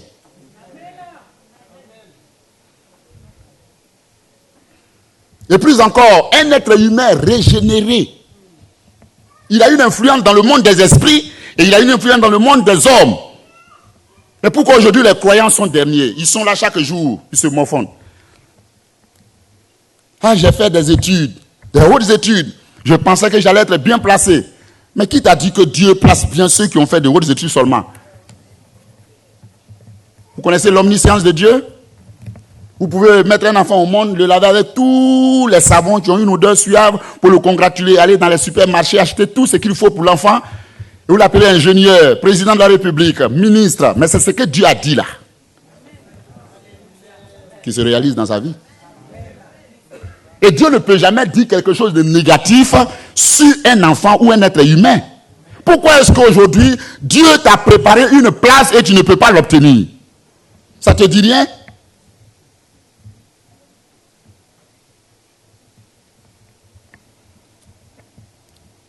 Quand tu as des petits miracles dans ta vie, tu dis ça suffit. Mais non, tu ne dois pas t'arrêter au rez-de-chaussée sur les 40 escaliers. Je voudrais ce matin inciter la foi qui nous amène à croire au-delà de toute mesure. Parce que Dieu ne nous bénit pas en mesurant. Il nous bénit abondamment. C'est Dieu qui t'a créé. C'est lui qui t'a fait. Tu penses qu'il veut te voir comme ça? Tu penses que Dieu veut te voir pleurer chaque jour dans les recoins de ta maison là-bas, sur ton lit, pleurer tous les jours, dire Seigneur, tu m'as abandonné. Tu penses que c'est... Non. Écoutez, Dieu ne veut pas voir quelqu'un ici comme ça. Moi, personnellement, je ne peux pas accepter ça.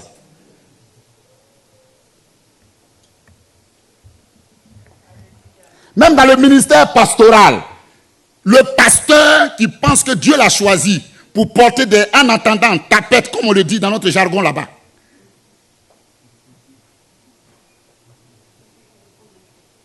et sans influencer son monde avant de mourir. Moi, je pense que ce n'est pas vrai. Regardez, on dit Jésus n'avait pas d'argent, Jésus était soutenu, Jésus était un homme pauvre. C'est faux. Jésus s'est fait pauvre. Il s'est fait. Se faire et être, ce n'est pas la même chose. Et ça, c'est le travail des mères. Tous ceux qui ont participé et qui ont assisté à la mort de Jésus nous ont rapporté que son vêtement a été tiré au sort. Mais on tire son vêtement au sort parce qu'on veut au moins garder le souvenir du vêtement d'un roi. Ils n'ont pas pris son vêtement pour se moquer de lui. C'était pour garder le souvenir. Et ils écrivent sur cette plaquette qu'ils ont mis en haut là-bas, le roi des Juifs. Mais quelle est cette conviction-là? Jésus s'est fait pauvre. C'est lui qui a fait Salomon. Il s'est fait pauvre. C'est lui qui a fait tous ces hommes que vous voyez aujourd'hui. Alors, d'où vient qu'aujourd'hui, ceux qui n'ont même pas le Saint-Esprit, ceux-là qui n'ont même pas Dieu dans leur vie, ceux-là qui n'ont même pas la présence de Dieu dans leur vie, ils savent vivre, ils sont propres, ils sont bien habillés, ils se nourrissent bien. Et nous sommes là toujours dans le même périmètre de pauvreté, dans le même périmètre de misère, et on dit Dieu a fait un petit miracle parce que simplement la boule qui était dans mon ventre, il a détruit cette boule-là. Ça, c'est pas un miracle, ça. Le miracle que tu mérites ce matin, c'est que Dieu doit faire plus que ça.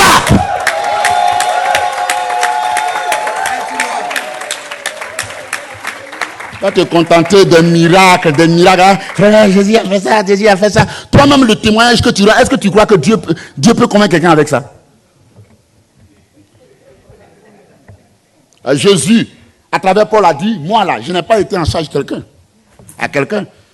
J'ai travaillé de mes propres mains. Et mon Dieu pourvoira à tous vos besoins. Dans toute la richesse selon... Et lui, sa grande gloire. Vous savez dans quelle gloire Dieu se trouve? Je voulais un peu spéculer sur ça parce que les chrétiens évangéliques sont trop paresseux. Les cas sociaux.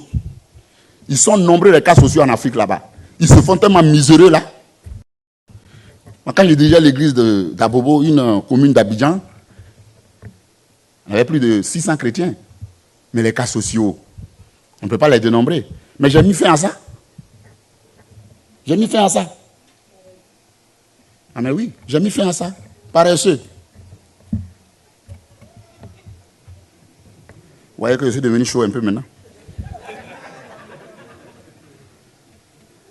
J'ai mis fin à tout ça.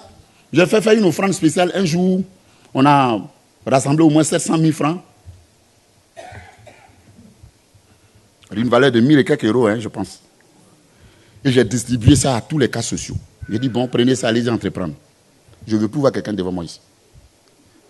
Celui qui dépense son argent dans les funérailles, ça c'est son affaire. Les Africains sont beaucoup attaqués par ça. On préfère nettoyer le corps, le laver, lui faire porter des cravates, une paire de souliers, bien là, le cercueil est vraiment joli, la tombe est extraordinairement bien décorée, et on dort dans des cabanes. C'est le cadavre qui dort bien.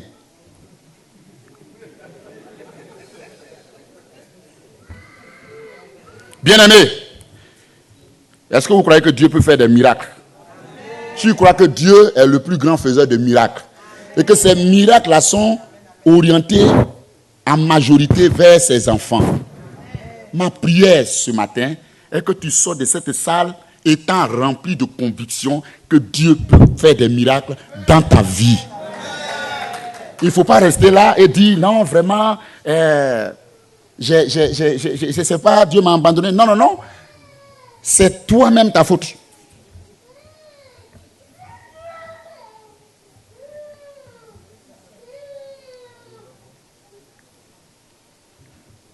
Dieu peut faire des miracles.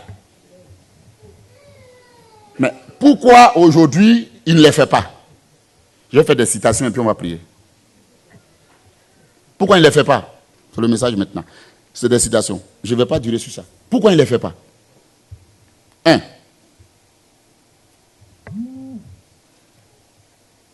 Dieu ne fait pas le plus souvent des miracles dans la vie de certains croyants Parce qu'ils ne savent pas attendre le temps de Dieu. Ça, c'est le premier élément. Il y en a qui ne savent pas attendre le temps de Dieu. Écoutez, Jésus un jour est allé à un mariage. Jean le chapitre 2, le verset 1 et le verset 11. Il est allé un jour à un mariage. On appelle ça les noces de Cana. Et les recherches ont montré que ce mariage, c'était le mariage de Nathanaël. Arrivé à ce mariage, les gens ont tout consommé. Tout ce qui devait être consommé, ils ont tout consommé et il n'y avait plus de vin. Alors, les sages de ces lieux-là vont aller vers Jésus pour lui dire, et plutôt la mère de Jésus, Marie, pour lui dire, dis à ton fils que le vin est fini. Il est invité comme tous les autres. Il était venu là, Nathanaël était son ami, il fallait qu'il vienne au mariage. Le vin est fini. Et Marie s'avance et elle va vers Jésus, son fils, en la chair, et lui dit, ils disent que le vin est fini. Mon fils, le vin est fini. Alors qu'est-ce que Jésus dit? Qu'y a-t-il entre toi et moi, femme? Mon heure n'est pas encore venue. Vous savez, c'est pourquoi ce miracle-là, on l'a appelé miracle non prévu. Miracle non prévu. Parce que le temps de Dieu pour faire des miracles n'était pas encore arrivé. On t'a demandé simplement de vivre dans la chasteté, dans la pureté, dans la sainteté, et que Dieu va faire ton miracle bientôt. Si je suis à ta place, qu'est-ce que je fais? Je vais attendre. Je ne vais pas me souiller parce que le miracle tarde. Ce qui attire Dieu dans la vie de l'homme, ce qui attire Dieu dans la maison d'un croyant, c'est la vie de sainteté. Quand tu attends ton miracle dans la sanctification, tôt ou tard, le miracle arrive. Tu peux faire des prières, des heures agenouillées. Mais si entre toi et Dieu ça ne va pas, tu décourages tout le ciel. Les anges même qui venaient te rendre visite là, quand ils voient, ils viennent et ils trouvent ces choses-là, ils s'en vont. Parce que chacun ici a ses anges. Quand toi tu décourages tes anges là, ils sont attristés, ils sont arrêtés quelque part là-bas. Tu penses que ce sont les anges des autres là qui vont venir vers toi pour te garder? Moi j'ai toujours dit aux enfants à la maison là-bas et à mon épouse, la personne qui décourage ses anges ici là, il ne faut pas venir vers moi pour dire non, c'est rentré sorti ici. Chacun doit veiller sur ses anges ici. Et la dernière, un jour, bon, elle avait son voile sur la tête, hein, c'est une fille de 12 ans, avec son voile, parce que je leur ai inculqué ça. La personne qui ne veut pas s'entretenir décourage ses anges. Et un jour, sa grande soeur a enlevé son foulard. Elle a dit à sa grande soeur, donc toi, tu entretiens tes anges, et tu veux que mes anges fuient. Voyez, bien-aimés, aujourd'hui, les chrétiens ne savent pas attendre. Les enfants de Dieu ne savent pas attendre. Je voudrais parler naturellement ce matin pour qu'on se comprenne. Les enfants de Dieu sont pressés, ils sont impatients, ils ne connaissent pas le temps de Dieu. Et il y en a même qui rétrogradent, ils quittent l'église pour partir. Oh, je veux me marier. Mais est-ce que tu sais que si tu sors de cette église, tu sors du milieu chrétien, tu sors de l'environnement chrétien, et que tu vas au dehors là-bas pour chercher une solution rapide, tu vas revenir ici, et le Seigneur va reporter encore tes bénédictions à un autre rendez-vous.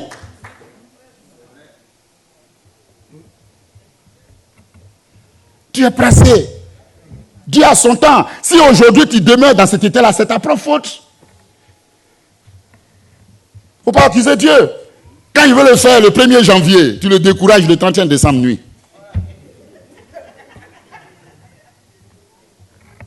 Oh, il t'avait donné rendez-vous à 16h le 1er janvier. Mais tu l'as découragé le 31 à 3h du matin. Et plutôt, je ne vais pas dire 3h du matin, à 22h. Et le rendez-vous, toi, tu es assis sur une chaise, tu attends. Il ne va pas venir. Il ne va pas respecter le rendez-vous parce que toi et lui, vous êtes convenus qu'en réalité, les deux parties devaient être dans le même esprit. C'est une convention, vous avez signé, chacun doit respecter son parti, sa part ou bien son parti. Il faut comprendre cela. Les pensées que nous avons, c'est Dieu qui les a mis en nous. Si vous savez que vous êtes image de Dieu, c'est parce que Dieu vous parle dans votre esprit. Tout ce qui se passe dans le monde visible, c'est l'image des choses invisibles. Si tu te fâches, c'est que Dieu peut se fâcher. Si on t'énerve et que tu n'es pas content, Dieu aussi a le même sentiment. Si on te calomnie et que tu te fâches parce que tu as appris quelque part qu'on t'a calomnié, quand tu te révoltes contre Dieu, lui aussi il est choqué. C'est pourquoi on l'appelle la personne du Saint-Esprit. Tu es pressé pourquoi? Tu viens d'arriver dans cette église-là. C'est hier seulement que tu es arrivé ici. Et tu veux en même temps que la moitié de Paris te soit donnée.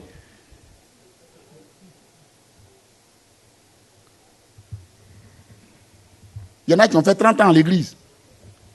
Bon, ça me fait mal aussi parce que plusieurs ont fait des années, mais rien. Mais tu vis mal. Ça ne peut pas marcher.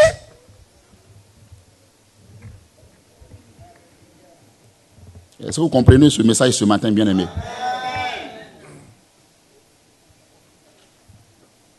Il y a longtemps que je n'ai pas prêché ici, donc.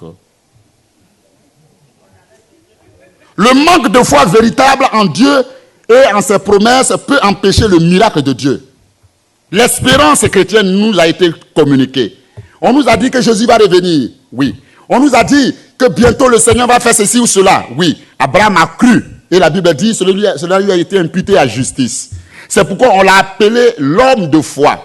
Et une cité porte son nom dans le sein là-bas, dans le royaume. Quand vous allez aller au ciel, vous allez trouver une cité qui porte le nom Saint d'Abraham. Parce que simplement, il a cru à Dieu au moment où tout le monde ne voulait pas croire. La foi là, c'est quand tu crois, quand les autres doutent.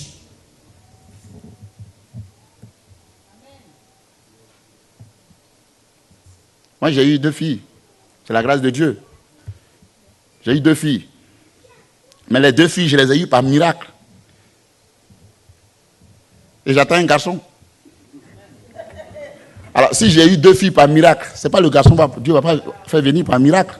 Et quelquefois, ma femme me dit, mais vraiment, 2 filles seulement. Je dis non, bénis Dieu au moins pour les 2 filles. Et je lui ai dit, si on veut un garçon, tout de suite, il va venir. Je ne suis pas prêt encore.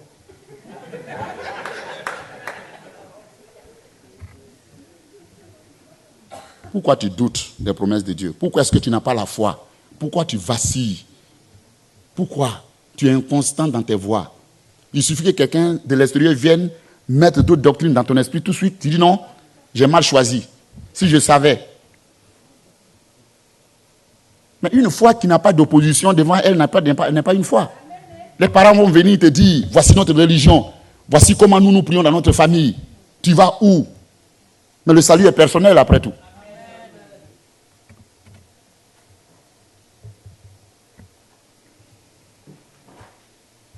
Vous pouvez prendre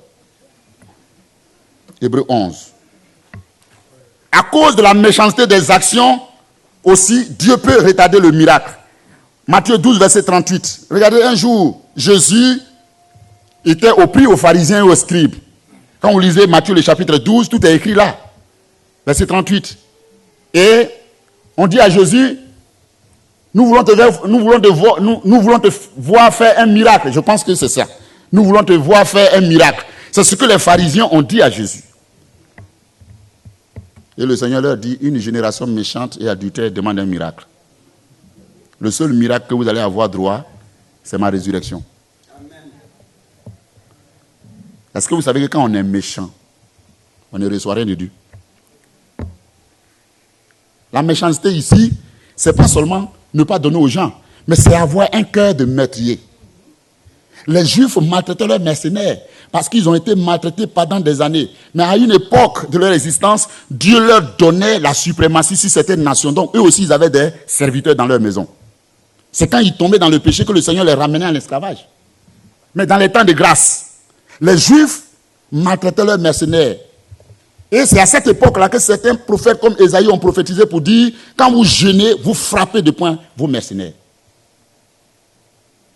Et quelqu'un qui est en jeûne et il a des mauvaises choses dans son cœur. Est-ce que vous savez qu'aujourd'hui, plusieurs ne se parlent pas dans certaines églises évangéliques? Il y a des chrétiens qui ne saluent pas leurs prochains, qui ont des rancœurs dans le cœur. Mais tu ne peux rien recevoir avec ça. Dieu ne peut pas te donner un miracle. La jalousie, ces animosités-là, aujourd'hui. La méchanceté. Il y en a même qui ferment leur porte carrément à leurs frères en Christ. Et quand tu vas chez eux ici, tu ne sais pas qu'on est en France ici, il faut d'abord un rendez-vous. Mais ce n'est pas mauvais de donner un rendez-vous, mais ce n'est pas aussi mauvais qu'on vienne chez toi sans rendez-vous parce que Jésus, il va revenir le jour où tu ne t'attendras pas.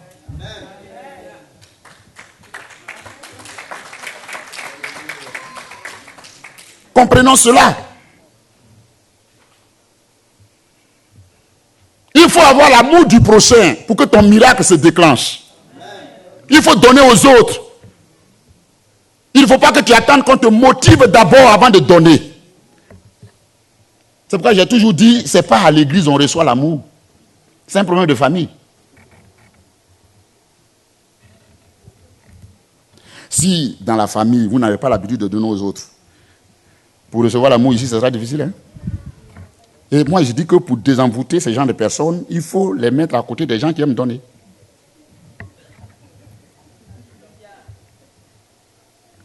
Je suis c'est-à-dire, ce qui me plaît chez vous à Villiers-le-Bel ici, quand on prêche sur votre chair, on est très à l'aise. Allez vous donner le courage aux gens de prêcher. Vous aimez la parole. Je vais terminer bientôt. Je vous ai déjà conté le témoignage d'une sœur ici, une sœur à qui on a prêché l'évangile et qui ne voulait même pas laisser quelqu'un rentrer dans sa maison à cause du tapis. Un simple tapis, une moquette que son mari a acheté à un prix cher. Et tous les hommes de Dieu ne pouvaient pas aller chez elle parce qu'elle ne voulait pas que ce tapis-là se salisse. Mais elle ne faisait pas d'enfant. La prière, ce n'est pas un fétiche qu'on accroche dans la maison. Ce n'est pas un petit talisman qu'on accroche au linteau des portes des maisons. C'est un moyen d'édification. C'est un moyen par lequel Dieu passe pour nous amener à nous humilier. Mais la prière, ce n'est pas un fétiche. Ce qui donne la force à une prière, c'est la vie qu'on mène. Tu ne donnes pas. Tu es méchant.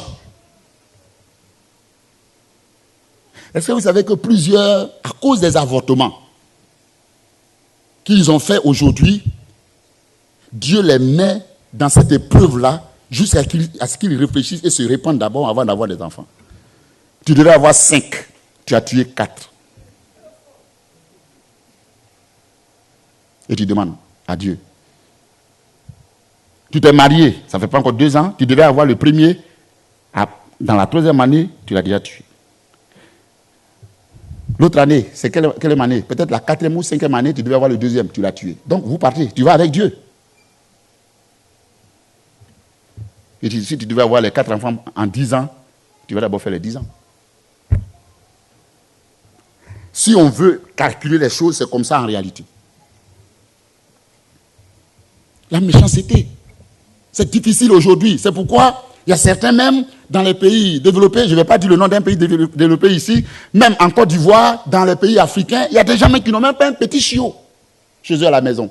Et ils écrivent chien méchant devant leur portail.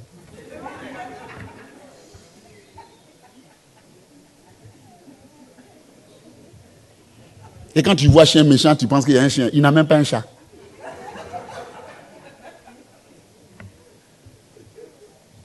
À cause de l'adultère. Beaucoup sont adultères aujourd'hui dans le corps de Christ. Adultère spirituel, adultère physique. Convoitise des femmes des autres, des épouses des autres, ou bien des conjoints des autres. Et convoitise des fétiches. Les Juifs aimaient la convoitise religieuse. Ils aimaient adorer les idoles. Ils étaient des adultères religieux. Excusez-moi si il a débordé le temps. Mais je vais finir bientôt. Adultère, adultère, adultère. Ça me fait mal de voir certains qui s'en vont évangéliser et puis ils couchent avec les filles qu'ils ont évangélisées. Quand je m'approche d'une sœur pour lui donner un baiser, c'est ma sœur, ma propre sœur. Dans l'église, c'est ma sœur. Au moment où je le fais, je ne dois pas avoir des idées.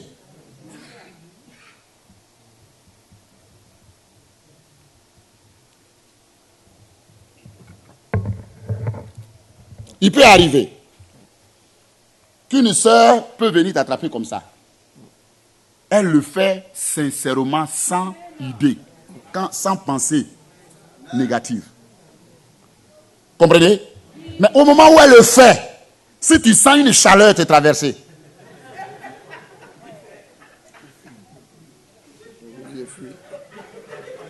Tu commences à sentir quelque chose traverser ton corps. C'est qu'il y a un problème à ton niveau. Mais oui! Il y a des bébés qui ont besoin de consolation qui viennent quelquefois comme ça. Il y a des enfants qui veulent sentir une chaleur humaine, spirituelle, qu'on ne leur a pas donnée dans leur famille là-bas. Et qui viennent à côté de vous. Et vous les détruisez. Et ce qui fait que la plupart des démarches de mariage sont aujourd'hui tronquées. Il y en a qui sont en grossesse avant même le oui.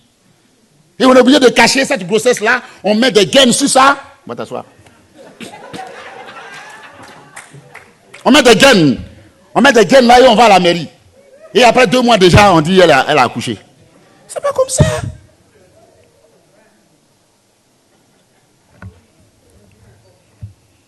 C'est pour tout ça que Dieu retarde ton miracle. Tu es jolie, tu es belle, tu es beau, mais laisse Dieu faire son travail. Et tu vas voir comment Dieu va te bénir. Rapidement. À cause du manque de reconnaissance à Dieu pour ses œuvres déjà accomplies dans notre vie, Dieu peut retarder aussi notre miracle. Tu as demandé, il a fait. Mais comme il a fait, il faut d'abord être reconnaissant pour ce qu'il a fait. Et ensuite, tu diras, Seigneur, pense à l'autre. Mais il ne faut pas manifester ta gourmandise. Visiblement comme ça. Parce que le cœur de Christ, le cœur des chrétiens se livre plutôt aujourd'hui à la distraction. Les véritables chercheurs de Dieu le savent bien. Les véritables chercheurs de Dieu peuvent le démontrer. Plusieurs croyants sont devenus distraits. Ils n'ont plus de vie de prière. Ils n'ont plus de vie de jeûne. Ils ne lisent plus la parole de Dieu. Ils n'ont plus d'affinité réelle avec le Seigneur. C'est pourquoi, comme Dieu ne se sent pas concerné par ces gens-là, il n'agit pas aussi. Daniel, le chapitre 6, verset 10. Luc 9, verset 28 au verset 36. Et pour terminer, aujourd'hui, parce que tous ceux qui avaient des dons de puissance ont disparu. C'est pourquoi les miracles aussi ont disparu. Ils disparaissent comment? Ils disparaissent parce que quelquefois, ils ont peur de manifester ces dons-là. Ça, c'est un.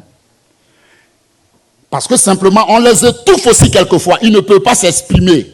On ne met pas ces gens-là sur un plateau d'honneur pour qu'ils s'expriment, pour faire des miracles au nom du Seigneur. Ou simplement parce que ces personnes-là ne cherchent pas la présence de Dieu comme elles le faisaient hier. Vous savez, ce qui a fait la force de l'église primitive, c'était des grands prodiges, des grands miracles. C'était la grande puissance de Dieu qui se manifestait dans cette église-là. Mais si aujourd'hui, il n'y a plus tout ça, il y en a qui ont peur même que leurs disciples deviennent patrons. On dit, ah ça, à l'allure où les choses vont là, s'il devient plus fort que moi, je n'aurai plus de célébrité ici, d'honneur ici, et tout diminue. On les cache. Et quelquefois, ce sont nos frères africains qui aiment faire ça. Et moi, je fustige ça. Quand tu es beaucoup béni, on te met dans un trou là. On ferme le trou pour rester là-bas. Tu veux changer quoi ici? C'est toi qui vas changer les choses. On est habitué à ces trucs-là. Et c'est pas l'Éternel. On dit tais-toi. Quel Éternel qui parle ici? Et c'est pas l'Éternel, mes enfants. Mes enfants. Je vais faire ceci, je vais faire cela. Alors, quand la personne finit de prophétiser et que tout le monde va vers la personne, ah, vraiment, maman, je suis venu te voir. Papa, je suis venu te voir. Il y a certaines églises qui étouffent la voix de Dieu dans la vie des gens. Ils ne veulent pas laisser le Seigneur se manifester. Moi, j'ai été attaqué par ce truc-là quand il venait de commencer mon ministère. Et heureusement, Dieu m'a délivré de ça. Quelquefois, on dit non, quand tu es pasteur, il ne faut pas prêcher sur tes faiblesses d'avant. Mais j'aime ça. Parce que parler de ses faiblesses d'avant, c'est faire la promotion de la force chez les autres. J'ai programmé un évangéliste. J'étais dans une église. Ça fait bientôt 14 ans de cela. J'étais dans une église et j'ai programmé quelqu'un et je suis allé m'asseoir derrière là-bas. Le monsieur prêche maintenant. En ce moment, je n'avais pas encore d'enfant. Il prêche. Et dans sa prédication, il a dit à haute voix. À ce jour-là, je me suis senti humilié. Il a dit à haute voix, tu cries sur la chair, tu cries sur l'autel de Dieu, tu parles la langue, tu fais des prophéties. Mais où est ton miracle toi-même? Dieu est où? Il ne fait rien pour toi. En réalité, il ne devait pas prendre un exemple sur la procréation. Selon moi, quoi.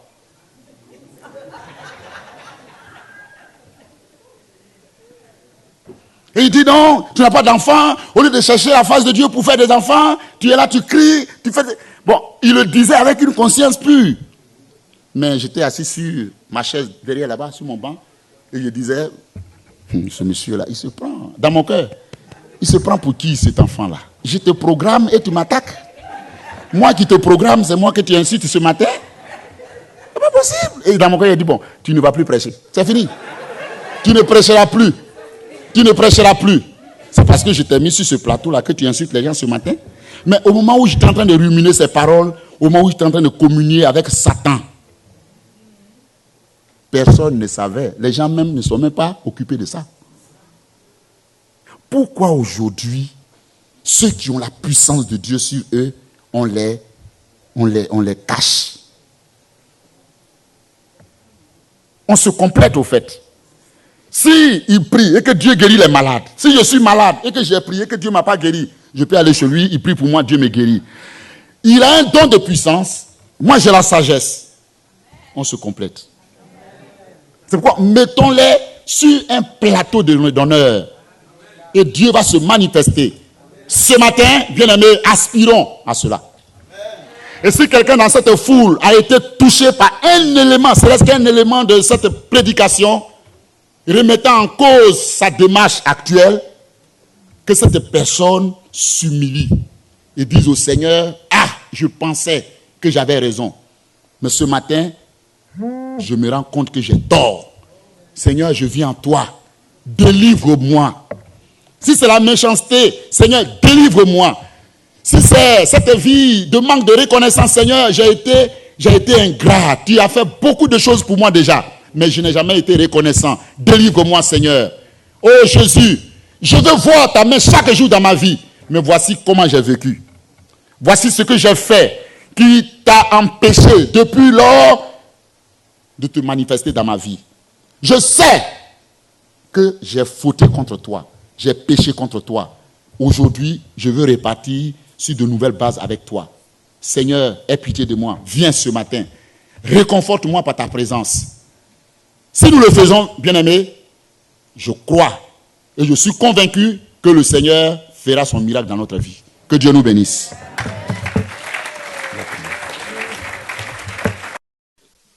Nous espérons que ce message vous a plu, hein, que l'évangéliste est allé de fond en comble, n'est-ce pas, dans toute l'explication. Vous avez lu des versets, des exemples, n'est-ce pas, même aussi, n'est-ce pas, des miracles qui ont été cités, hein, et nous croyons, et nous avons la foi même, que ce message vous a plu, et nous souhaitons, n'est-ce pas, bonne écoute et à bientôt.